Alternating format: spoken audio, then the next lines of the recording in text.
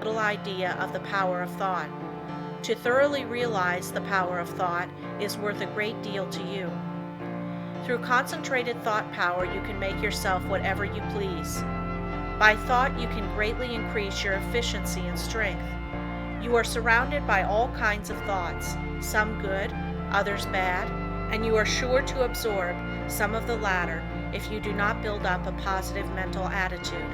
If you will study the needless moods of anxiety, worry, despondency, discouragement, and others that are the result of uncontrolled thoughts, you will realize how important the control of your thoughts are. Your thoughts make you what you are. When I walk along the street and study the different people's faces, I can tell how they spent their lives. It all shows in their faces, just like a mirror reflects their physical countenances. In looking in those faces, I cannot help thinking how most of the people you see have wasted their lives. The understanding of the power of thought will awaken possibilities within you that you never dreamed of.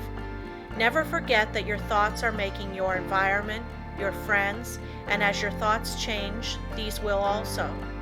Is this not a practical lesson to learn?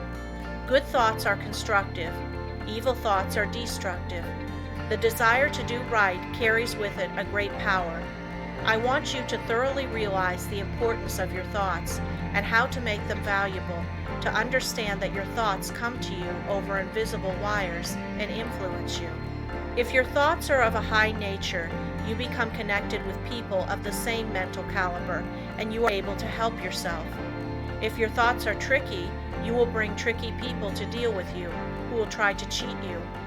If your thoughts are right kind, you will inspire confidence in those with whom you are dealing. As you gain the goodwill of others, your confidence and strength will increase. You will soon learn the wonderful value of your thoughts and how serene you can become even when circumstances are the most trying.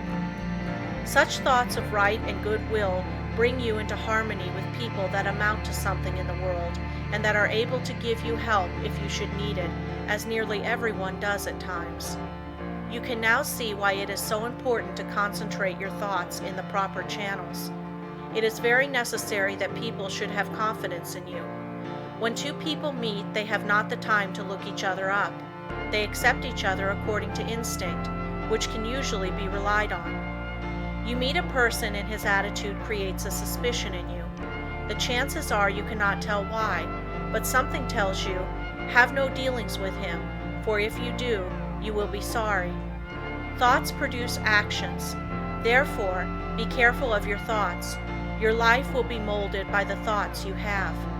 A spiritual power is always available to your thought, and when you are worthy, you can attract all the good things without a great effort on your part. The sun's rays shine down on our gardens, but we can plant trees that will interfere with the sunlight. There are invisible forces ready to help you if you do not think and act to intercept these. These forces work silently. You reap what you sow. You have concentrated within powers that, if developed, will bring you happiness greater than you can even imagine. Most people go rushing through life, literally driving away the very things they seek. By concentration, you can revolutionize your life, accomplish infinitely more, and without a great effort. Look within yourself and you will find the greatest machine ever made. How to speak wisely. In order to speak wisely, you must secure at least a partial concentration of the faculties and forces upon the subject at hand. Speech interferes with the focusing powers of the mind, as it withdraws the attention to the external, and therefore is hardly to be compared with the deep silence of the subconscious mind, where deep thoughts and the silent forces of high potency are evolved. It is necessary to be silent before you can speak wisely. The person that is really alert and well poised and able to speak wisely under trying circumstances is the person that has practiced in the silence. Most people do not know what the silence is and think it is easy to go into the silence, but this is not so. In the real silence, we become attached to that interior law and the forces become silent because they are in a state of high potency or beyond the vibratory sounds to which our external ears are attuned. He who desires to become above the ordinary should open up for himself the interior channels which lead to the absolute law of the omnipotent. You can only do this by persistently and intelligently practicing thought concentration. Hold the thought. In silence, I will allow my higher self to have complete control. I will be true to my higher self. I will live true to my conception of what is right. I realize that it is to my self-interest to live up to my best. I demand wisdom so that I may act wisely for myself and others.